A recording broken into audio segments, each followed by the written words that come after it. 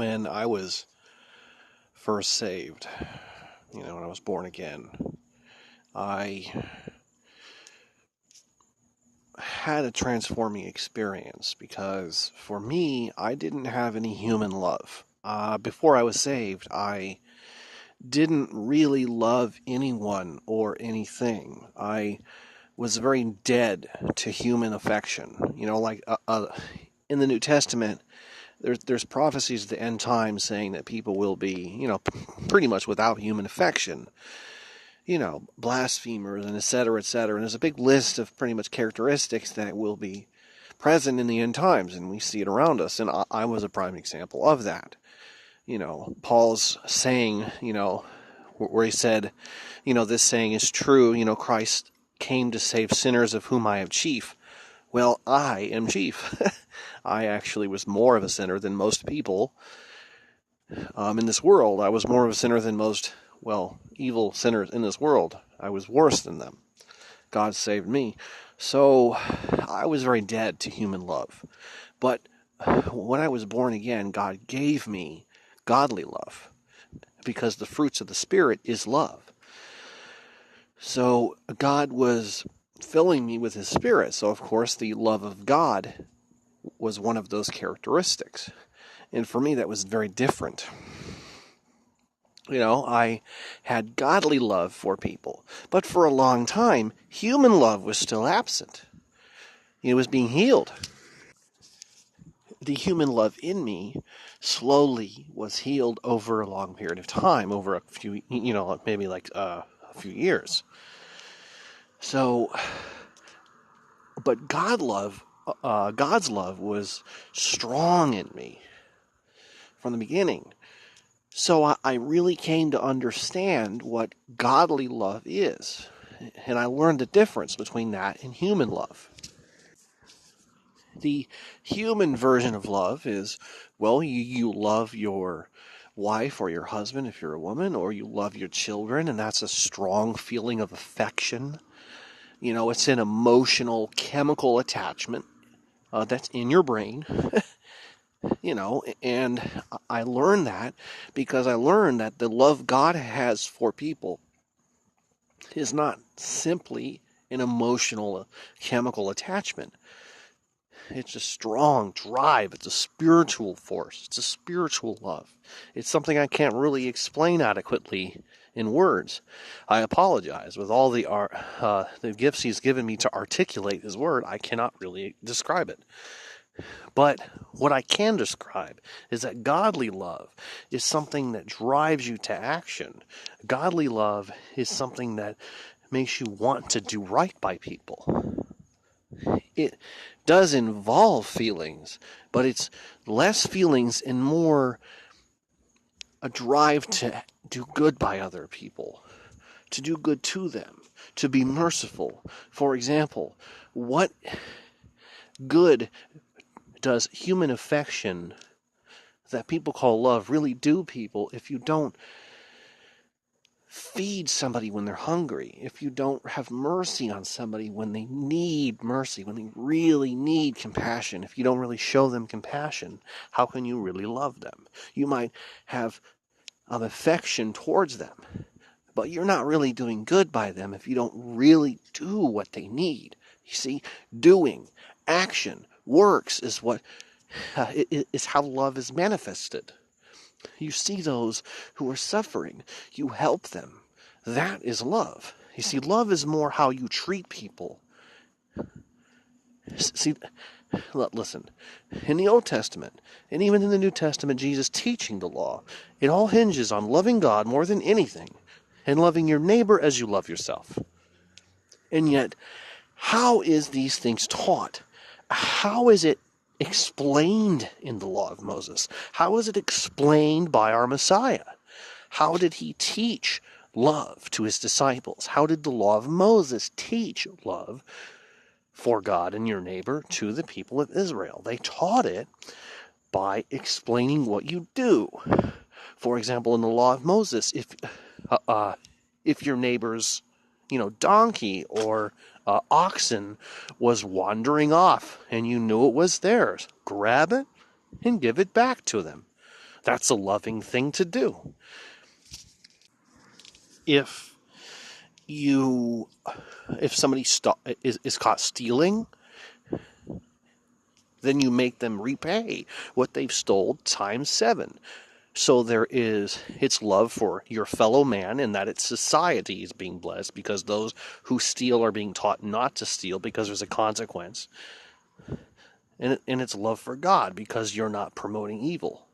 If a man and a woman, and the woman and the man is not engaged to be married and is not married, neither of them are married and neither of them are engaged, they have sexual relations, at least in the Old Testament days, it was a great dishonor toward the family of the woman. So you would make them get married because the virginity of the woman has been taken. Therefore, she cannot really be properly married. Her value would be decreased, and therefore they'd be made to get married. That was a form of love because it dishonored the family. So it was love for your fellow man and that the family is being honored. And then you have the New Testament era. How do you really love your fellow man? Treat them the same way you want to be treated. Do toward them how you would want them to do toward you. This is godly love, how you treat people, what you do toward them, and the reason why. That is what godly love is. I mean, it really has little to do with feelings. Very little. I mean, and I only understand this because I spent so many years after being born again without normal human affection because it was something that had to be healed. And I was healed over time. God healed me. But he healed me slowly because he wanted me to understand what godly love is, how godly love is manifested, how it's shown, in the difference between human affection and love. There's a big difference. Real godly love is the characteristic that people have if they are saved. Love for God first, love for their fellow man. Without this, you do not belong to God. You don't. Why do you want to correct somebody's false doctrine? And I say this toward teachers or people training to be teachers. Why do you want to correct them? Why? Because you want to be right? Well, that's a proud response. That's pride. That's not loving. That's self-glorification. Do you want to help them? Do they believe something that will condemn them and you're trying to save them? Then your motivation is one of love. You see, love is really what defines us, not the new age, occult, satanic version of love where everything has to be pleasant and nice and positive. I'm talking about real love where you try to do right by people for the right reasons. Why does a parent discipline their children? I mean, and I have a son, and my son is like me. Very stubborn. He learns the hard way, like me. I'm a stubborn person. I learned the hard way when I was a kid, and I have to get strict with him. And if I don't get strict, he won't listen. He won't listen at all. So why do I have to get strict with him? Why? Is it because I want to be obeyed? Well, no, because that would be a proud response. The reason I get strict with him is because I want him to learn. He's a young child. He has to learn how to discipline himself, or else when he gets older, he will destroy his life. I love him. I want to do everything I can so he can learn how to be a good person, so he can learn how to serve God. I want him to be saved as he grows older. I don't want him to just ruin his life. I mean, when I was younger, I had a lot of anger. I had rage. And it runs in the family. It's something about my family. We are angry men. I was an angry man. That's why I'm a strong man now. And my son will be an angry man. And I know this about him. And I see him and I'm like, I love my son. I really love my son. I want him to learn how to control himself. That's why I'm strict with him. Because I love him. I discipline him because I love him. I want him to learn. That's why God disciplines us. He loves us. He wants us to learn. It's love. Love is what you do towards somebody and why. Love is an action. Love is works. Love is a work. It is. It's not a feeling. Godly love is not emotions. Godly love is an action. Listen, Psalm 5, verse 5 and 6. Malachi, chapter 1, verse 2. Hosea, chapter 9, verse 15. All clearly, and Psalm 11, verse 5, clearly teach that God hates. Now, when I say hates, I mean actual hatred. Hatred, according to the actual definition in the Hebrew words, in the Hebrew meaning.